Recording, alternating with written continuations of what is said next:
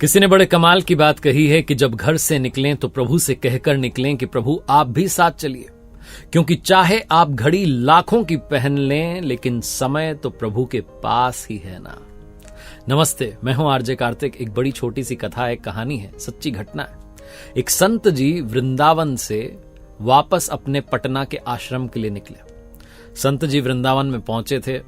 उन्होंने वहां रहकर के वृंदावन में मंदिरों के दर्शन किए थे।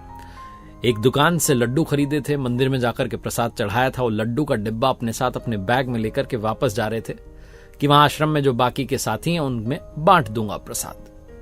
जब वो पटना की यात्रा कर रहे थे, ट्रेन में सवार थे, तो पटना 3-4 घंटे दूर था। मुगल सराय स्टेशन पर ट्रेन रुकी हुई थी और आधे घंटे के लिए वहां ट्रेन रुकती है। तो महात्मा जी ने सोचा कि संध्या वंदन कर लेते हैं, हाथ पैर धो लेते हैं, प्रभु को प्रणाम कर लेते हैं और थोड़ा प्रसाद पा लेते हैं। उन्होंने संध्या वंदन किया। उसके बाद प्रसाद पाने के लिए वो बैग में से जब डिब्बा बाहर निकाला तो देखा कि उस डिब्बे में जो लड्डू हैं उन पर चींटे लगे हुए। महात्मा जी ने चींटे को साइड किया, एक लड्डू जो है अपना खा लिया और सोचा बाकी रख लेता हूं, आश्रम में जाकर के बांट दूंगा। लेकिन फिर तभी अचानक से दिमाग में प्रश्न आया कि ये मुझसे कितना बड़ा पाप हो गया। मैं तो यहां ट्रेन में सवार होकर के आ गया और अपने साथ में इन चींटों को लेकर के आ गया हूं जिनका जन्म वृंदावन की पावन भूमि में हुआ। मैं तो इतना सौभाग्यशाली नहीं हूं कि मेरा जन्म वहां हुआ, लेकिन जिसका जन्म वहां हुआ उस चींटे को, इतने सारे जो उसके साथी हैं, सबको यहां लेकर आ गया। अब ये बेचारे यहां से वापस जाएंगे तो पता नहीं कब तक वहां पहुंचेंगे। पता नहीं उनके दिमाग में क्या आया, वो ट्रेन से उतर गए और अगली ट्रेन की प्रतीक्षा की जो वृंदावन की ओर ले जाती है, मथुरा स्टेशन पर ले जाती है। फिर से ट्रेन में सवार हो गए मथुरा जाने के लिए। वहां उतरे, वहां से वृंदावन पहुंचे और वृंदावन में जाकर के उसी मिठाई की दुकान पर गए और दुकान वाले से कहा कि भैया देखो। वो डिब्बा जब खोला तो अंदर लड्डुओं पर चींटे लगे हुए थे। दुकानदार ने कहा, अरे महाराज लाओ मुझे दो, मैं आपको दूसरा जो है डिब्बा देता हूं, मिठाई फिर से तौल देता हूं। उन महात्मा जी ने कहा, नहीं, मिठाई तो बहुत स्वादिष्ट थी, बहुत अच्छे लड्डू है, लेकिन भैया हुआ क्या ना, ये चींटे मेरे साथ चले गए।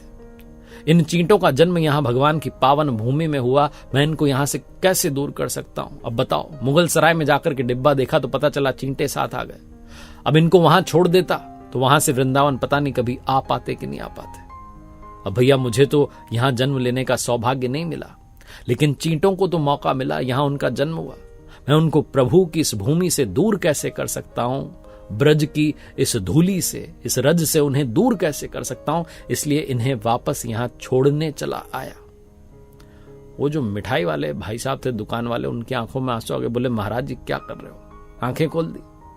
मेरी दुकान यहां बरसों से कभी मैंने इस भाव से देखा समझा ही नहीं।